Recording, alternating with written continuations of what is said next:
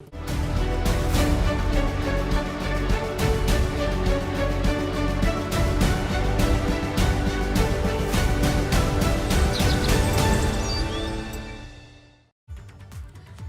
बहुत स्वागत है आप सभी का। आप देख रहे हैं पहाड़ प्रभात। मैं हूं आपके साथ जया मिश्रा। बुलेटिन की शुरुआत और सबसे पहले बात चंपावत उपचुनाव की करेंगे।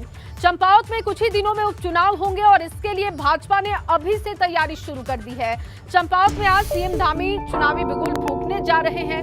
चंपावत से उपचुनाव लड़ने के ऐलान के बाद आज सीएम धामी चंपावत के दौरे पर होंगे और यहां वो रोड शो के साथ ही जनसभा को संबोधित करेंगे।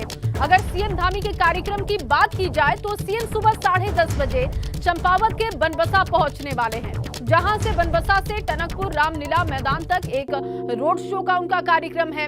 इसके बाद मुख्यमंत्री टनकपुर रामलीला मैदान में आयोजित एक जनसभा को संबोधित करने वाले हैं।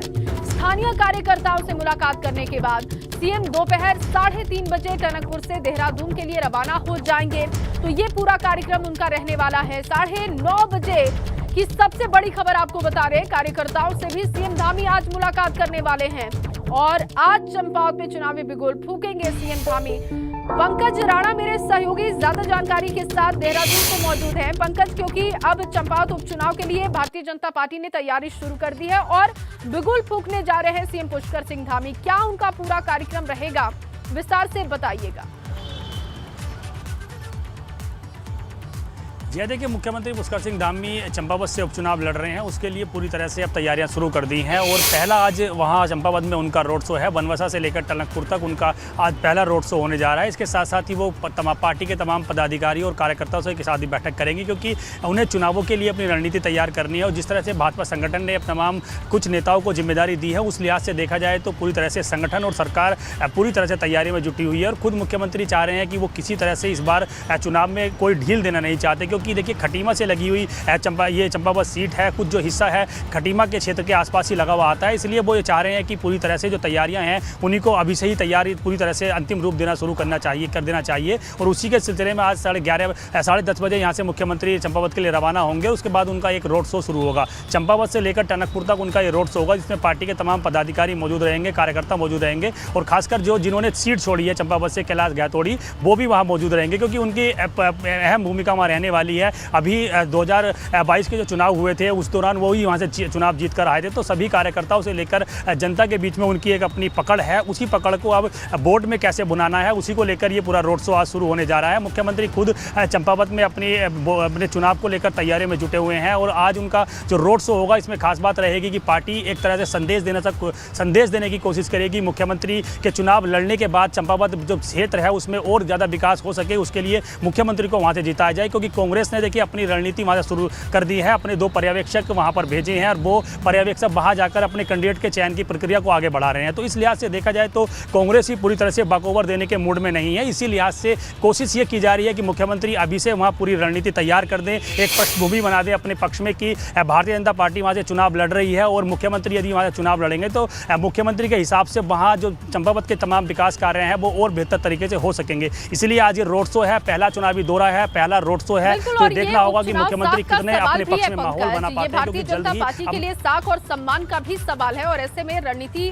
अब अपनाई जा रही है। आज सीएम वहां पर पहुंचेंगे और उस वक्त जब वो पहुंचेंगे तस्वीरें क्या होंगी, कार्यक्रम क्या रहने वाला है, वो तमाम चीजें आपके जरिए हम दर्शकों तक पहुंचाएंगे। फिलहाल के लिए आपका बहुत शुक्रिया पंकज, तमाम जानकारी के लिए।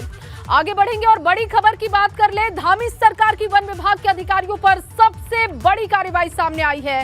शासन ने फॉरेस्ट डिपार्टमेंट के 3 वरिष्ठ अधिकारियों को सस्पेंड कर दिया। फॉरेस्ट अधिकारी जय सुहाग, किशन चंद्र और राहुल कुमार पर गाज गिरी है। निदेशक Corbett park Rahul Kumar HoFF office Dehradun attach किए गए हैं और इसके अलावा जय सुहाग पीसीएफ वाइल्ड लाइफ निलंबित कर दिए गए हैं। यह बड़ी कार्रवाई की गई है और आपको बताएं कि इसमें 3 अधिकारियों के नाम हैं, जय सुहाग, किशन चंद्र और राहुल कुमार, जिन पर गाज गिरी है। निदेशक Corbett park Rahul Kumar half office Dehradun attach कर दिए गए, जबकि जय सुहाग की बात की जाए पीसीसीएफ वाइल्ड लाइफ निलंबित किए जा चुके हैं। वहीं मुख्यमंत्री पुष्कर सिंह धामी ने यूनिफॉर्म सिविल कोड को लेकर बयान दिया। उन्होंने कहा कि राज्य में सरकार गठन के बाद हमने सबसे पहले समान नागरिकता संहिता लागू करने के लिए कमेटी गठन करने का फैसला किया था। सुनिए।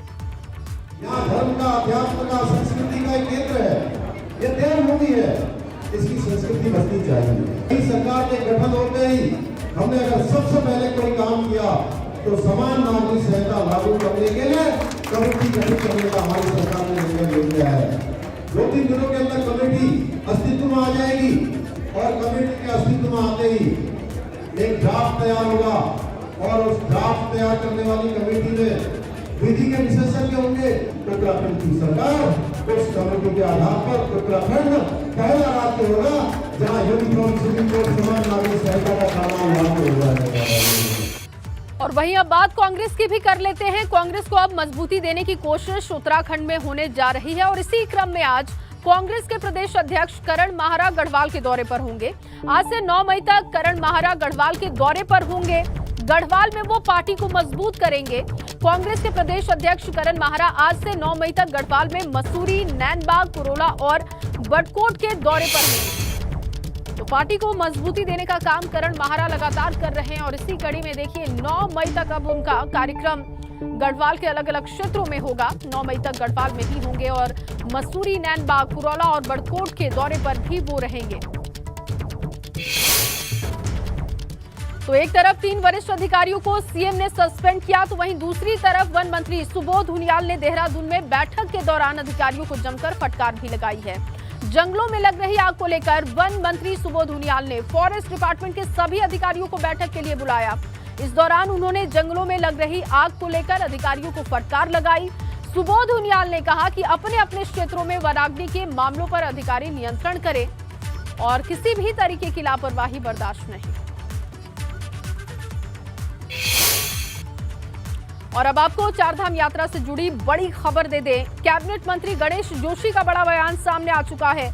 चारधाम यात्रियों के लिए आरटीपीसीआर रिपोर्ट अनिवार्य होगी। अब कोरोना के बढ़ते मामलों को लेकर सरकार ने यह फैसला किया है, जिसकी जानकारी गणेश जोशी ने दी है।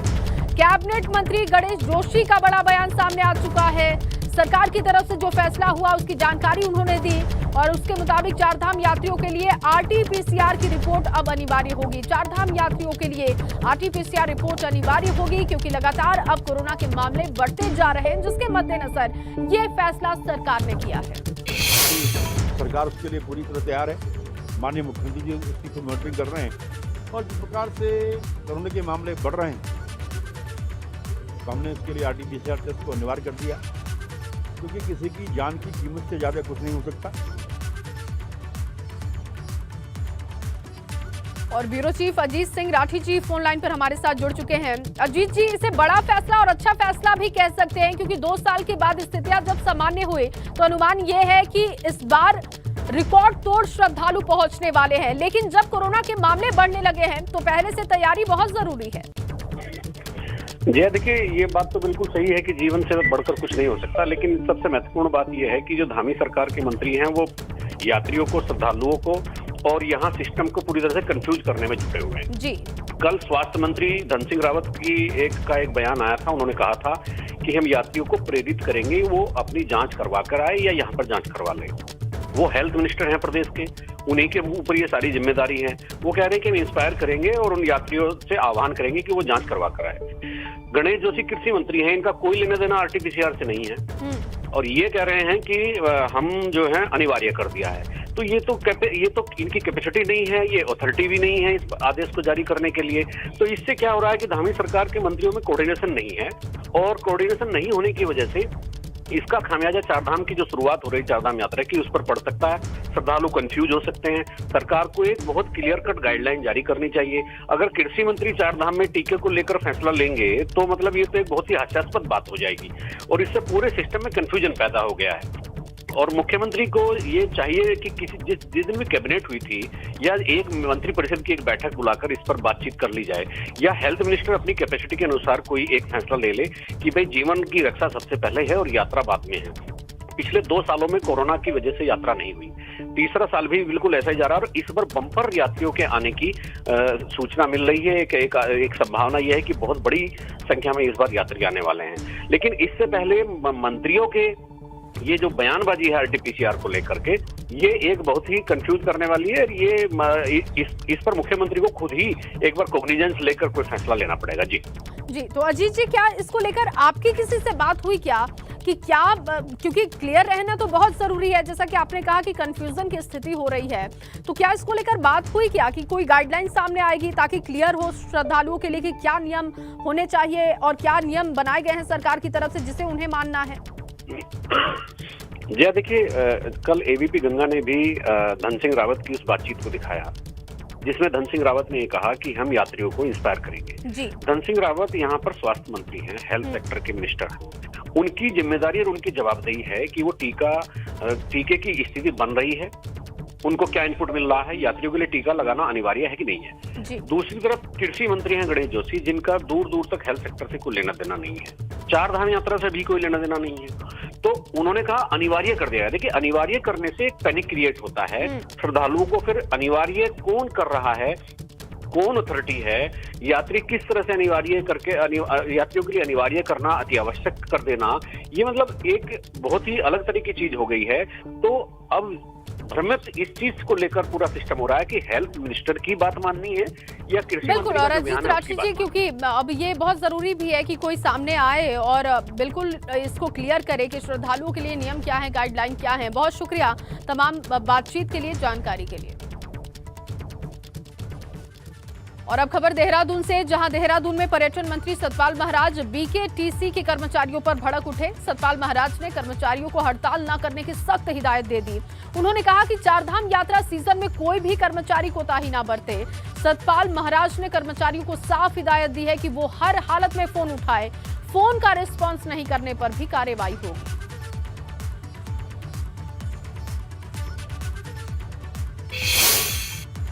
तो एक तरफ कोरोना का खौफ है, तो वहीं चारधाम यात्रा पर इस बार तीर्थ यात्रियों में काफी उत्साह भी नजर आ रहा है। यात्रा के लिए अब तक 1,58,381 तीर्थ यात्री पंजीकरण करा चुके हैं और सबसे ज्यादा पंजीकरण केदारनाथ धाम के लिए हुए हैं। केदारनाथ धाम के लिए 60,875 श्रद्धालुओं ने रजिस्ट्रेशन करवाया है, जबकि बद्रीनाथ की बात की जाए तो 45,168 की संख्या है। गंगोत्री धाम के लिए 26,360 संख्या है और यमुनोत्री धाम के लिए 25,978 तीर्थ यात्रियों ने अब तक पंजीकरण करवा लिया है। वहीं 3 मई से गंगोत्री धाम के कपाट खुलने के साथ ही चारधाम यात्रा की शुरुआत हो जाएगी और इस बार गंगोत्री धाम में घाटों पर बेहद ही खूबसूरत सजावट दिखाई देने वाला है। गंगोत्री धाम में यात्रियों के लिए घाट बनकर तैयार हो चुके हैं। आपदा के दौरान घाटों को काफी नुकसान भी पहुंचा था। कपाट खुलने से पहले तमाम घाटों को तैयार कर दिया जाएगा, ये सुनिश्चित किया जाएगा और देखिए उसकी तैयारी भी शुरू हो चुकी है।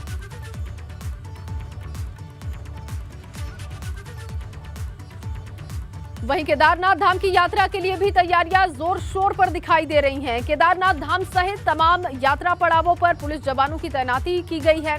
यात्रा के दौरान पुलिस का मुख्य मकसद यात्रा पड़ावों पर लगने वाले जाम से निजात दिलाने और पैदल मार्ग पर बेहतर व्यवस्थाएं करना है।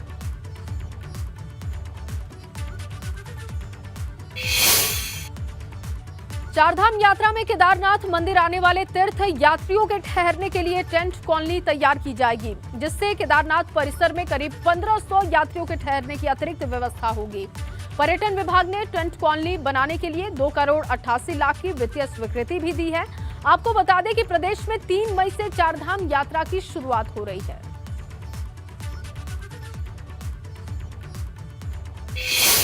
जिलाधिकारी 500 लोगों के लिए जो अतिरिक्त टेंट लगाने के लिए व्यवस्था करने के लिए गए, जिलाधिकारी से और एक प्रस्ताव आ रहा है जिसमें लगभग 150 टेंट मतलब आपका 1,500 लोगों के लिए भी टेंट लगाने की व्यवस्था के संदर्भ में उनका जो है वो प्रस्ताव अभी हमें प्राप्त हुआ है।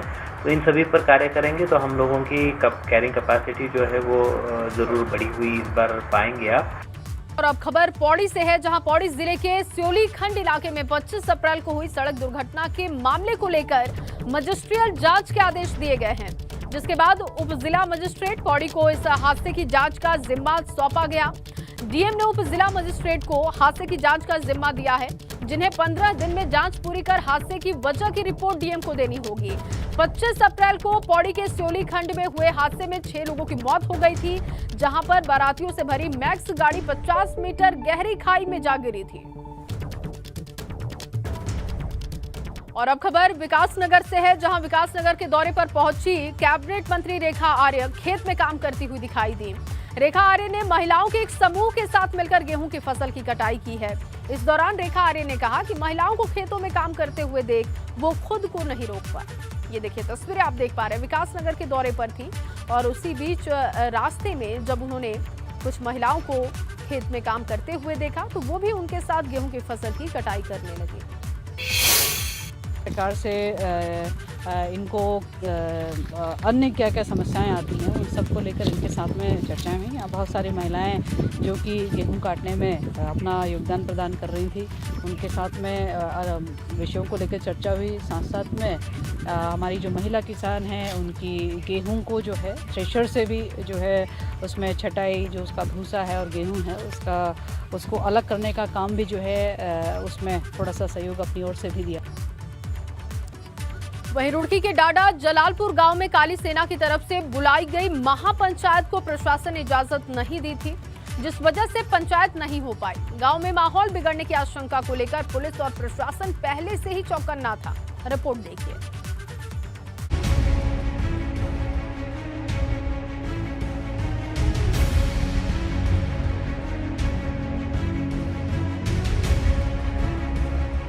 हर तरफ पुलिस की पैनी नजर, जमीन से लेकर आसमान तक कड़ा पहरा। रुड़की के डाडा जलालपुर गांव में बुलाई गई महापंचायत से पहले ही पुलिस गांव के चप्पे चप्पे पर मुस्तैद हो गई है। पंचायत करने की इजाजत नहीं थी, इसलिए गांव को छावनी में तब्दील कर दिया गया। कोई बाहरी व्यक्ति बेवजह गांव में दाखिल न हो, इसलिए पुलिस कड़ी निगरानी रखे हुई थी। हनुमान जयंती पर हुए विवाद के बाद गांव में वैसे ही तनाव की स्थिति है। हालात धीरे धीरे सुधर रहे हैं। प्रशासन नहीं चाहता कि गांव में फिर से कोई नया विवाद हो। किसी भी महापंचायत को आयोजित करने की कोई परमिशन सीक नहीं की गई थी डिस्ट्रिक्ट एडमिनिस्ट्रेशन से, खासकर उस स्थिति में जबकि कल मॉर्निंग में ही यहाँ पर धारा 144 इम्पोज कर दी गई थी। ऐसी स्थिति में नियम ये होता है कि कोई 5 या 5 से अधिक व्यक्ति इकट्ठे नहीं हो सकते हैं और भी उसमें कंडीशंस होती हैं। और अगर कोई आयोजन करना चाहता है तो उसको जिला प्रशासन से इसकी विधिवत अनुमति लेनी होती है और अनुमति के समय डिफरेंट टर्म्स एंड कंडीशंस उसमें लिखी जाती हैं। लेकिन इस आयोजन के लिए कोई भी अनुमति नहीं ली गई। ऐसी स्थिति में कोई भी आयोजन बिना अनुमति के किया जाना संभव ही नहीं था, तो एक तरीके से आप मान सकते हैं कि वो प्रतिबंधित हो। काली सेना की तरफ से ढाडा जलालपुर गांव में महापंचायत करने का ऐलान किया गया था। माहौल बिगड़ने की आशंका थी, इसलिए पुलिस ने महापंचायत की इजाजत नहीं दी थी। 144 के बाद कुछ ऐसे हम लोगों को सूचना मिली थी कि कुछ लोगों के द्वारा टेंट लगाने का प्रयास किया जा रहा है। उसको मौके पर पहुंचकर सर्कल अफसर उनकी टीम ने तुरंत वहां से सारा सामान हटा दिया गया। कुछ प्रिवेंटिव अरेस्टिंग की गई थी। उस अरेस्टिंग के बाद अब चीज़ें बिल्कुल सामान्य है। फोर्स हमारा पूरी सभी जगह पर तैनात है। महापंचायत से पहले ही काली सेना के मुख्य संयोजक आनंद स्वरूप को पुलिस ने हरिद्वार में हिरासत में ले लिया। पुलिस हमसे इतनी क्यों डरी हुई है, प्रशासन इतना क्यों डरा हुआ है और इस हिंदुओं से ही क्यों डरता है इतना? अभी थोड़ी दिन पहले मुसलमानों की पंचायत उस गांव में हो गई। बाहर से 20-25 रोहिंग्या नेता उस गांव में आकर के संबोधित कर गए, वो डीजीपी से मिल लिए। लेकिन हमारे लोगों को लेकर के इतना पुलिस सतर्क है। हम कभी इस तरह का हिंसात्मक कार्रवाई नहीं किए, आतंक नहीं फैलाए। बस ये बार बार कहता हूं कि हम जैसे को तैसे हैं। अच्छी बात है। पुलिस प्रशासन के साथ ही खुफिया तंत्र हालात पर नजर रखे हुए है। महापंचायत को तो होने से रोक दिया गया, मगर आने वाले दिनों में ये मामला कैसे शांत होगा, ये बड़ा सवाल है। एबीपी गंगा के लिए रुड़की से विनीत त्यागी के साथ हरिद्वार से रोहित सिखौला की रिपोर्ट।